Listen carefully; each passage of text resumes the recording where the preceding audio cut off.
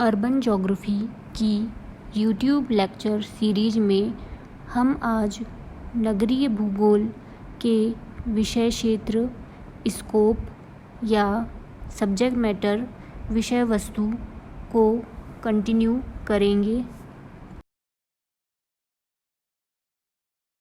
किसी भी प्रदेश या देश में बहुत अधिक संख्या में कस्बे, टाउन्स व नगर, सिटीज़ पाए जाते हैं, जिनकी विशेषताओं, कैरेक्टरिस्टिक्स में बहुत अधिक विविधता पाई जाती है। अतः नगरों के मीनिंगफुल कैटेगराइजेशन के बिना नगरीय अधिवासों का अध्ययन आसान नहीं होगा। नगरों को उनकी जनसंख्या, भौतिक लक्षणों, फिजिकल एट्रीब्यूट्स अर्थात बसाव स्थान के कारकों, फैक्टर्स ऑफ साइट, सामाजिक सांस्कृतिक विशेषताओं, ऐतिहासिक विकास, हिस्टोरिकल डेवलपमेंट, राजनैतिक व प्रशासनिक भूमिका एवं स्तर, politico administrative role and status, आर्थिक आधार अर्थात नगर में होने वाले विभिन्न कार्यों जो कि वहाँ की जनसंख्या की ऑक्यूपेशनल स्ट्रक्चर, व्यावसायिक संरचना के आधार पर निर्धारित होते हैं।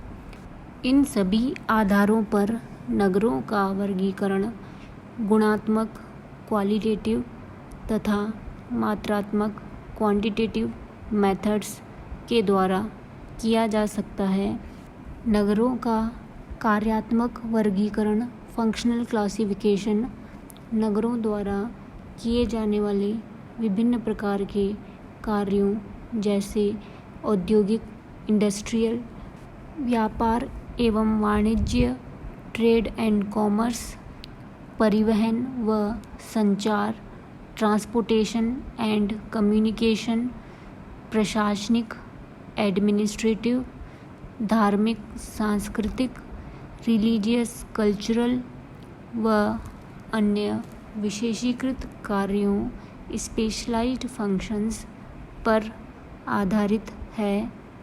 नगरीय कार्यों से संबंधित न्यूमेरिक डेटा की उपलब्धता के कारण नगरों का कार्यात्मक वर्गीकरण फंक्शनल क्लासिफिकेशन मात्रात्मक विधियों, क्वांटिटेटिव टेक्निक्स के द्वारा किया जाता है।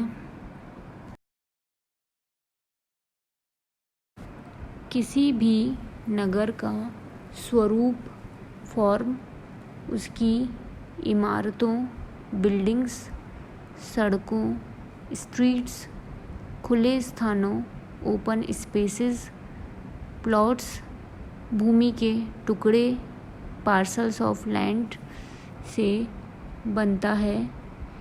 इमारतों, सड़कों, खुले स्थानों, प्लॉट्स के स्वरूप या प्रतिरूप, पैटर्न तथा डिज़ाइन से मिलकर किसी नगर की आकारिकी, मॉर्फोलॉजी बनती है।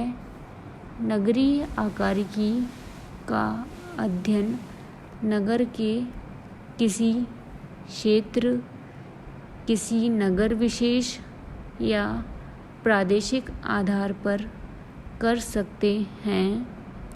नगरीय आकारिकी अर्बन मॉर्फोलॉजी का ऐतिहासिक दृष्टिकोण, हिस्टोरिकल पॉइंट ऑफ व्यू के आधार पर भी अध्ययन किया जाना चाहिए, क्योंकि नगरीय आकारिकी के तत्व, एलिमेंट्स समय के साथ रिप्लेस व रूपांतरित, ट्रांसफॉर्म हो जाते हैं।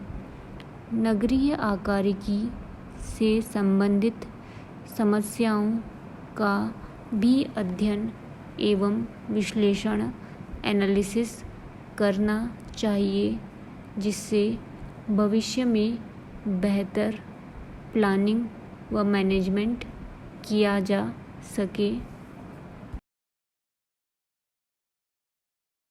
नगरीय भूमि उपयोग लैंड यूज से अभिप्राय है कि नगरीय भूमि स्थान व बिल्डिंग्स किन कार्यों या उपयोगों में प्रयुक्त हो रही है। नगरों के आवासीय क्षेत्र रेजिडेंशियल एरियाज़, व्यावसायिक क्षेत्र कमर्शियल एरियाज़, औद्योगिक क्षेत्र इंडस्ट्रियल एरिया, यातायात मार्गों ट्रांसपोर्टेशन रूट्स, विभिन्न संस्थानों इंस्टीट्यूट्स जैसे स्कूल, कॉलेजेस, सरकारी कार्यालय, गवर्नमेंट ऑफिसेस, हॉस्पिटल्स, धार्मिक स्थान, banks, finance offices, park, playgrounds, खेल के मैदान, मनोरंजन केंद्र, रिक्रिएशनल सेंटर्स आदि में भूमि उपयोग का अध्ययन करना, साथ ही नगरीय भूमि उपयोग का कार्यात्मक पृथक्करण फंक्शनल सेग्रीगेशन तथा क्षेत्रीकरण जोनिंग का अध्ययन व विश्लेषण करना। नगरीय अधिवास मानव द्वारा अपने पर्यावरण के साथ लगातार अंतःक्रिया इंटरैक्शंस के परिणाम हैं। इन अंतःक्रियाओं के परिणाम स्वरूप नगरीय क्षेत्र के भीतर एवं नगरीय क्षेत्रों के मध्य तथा इनकी जनसंख्या के मध्य विभिन्न प्रकार के अंतर संबंध उत्पन्न होते हैं। नगरीय अधिवासों के मध्य के ये अंतर संबंध अंतर्निर्भरतापूर्ण इंटरडिपेंडेंट भी होते हैं, अर्थात विभिन्न नगरीय अधिवास एक दूसरे पर विभिन्न कार्यों एवं सेवाओं के लिए निर्भर रहते हैं। इसी तरह नगर अपने चारों ओर के अनगरीय क्षेत्र कंट्रीसाइड के साथ भी अंतर्निर्भरता इंटरडिपेंडेंस रखते हैं, अर्थात नगरीय व ग्रामीण क्षेत्र विभिन्न कार्यों एवं सेवाओं सर्विसेज के लिए एक दूसरे पर परस्पर निर्भर म्यूचुअली डिपेंडेंट होते हैं।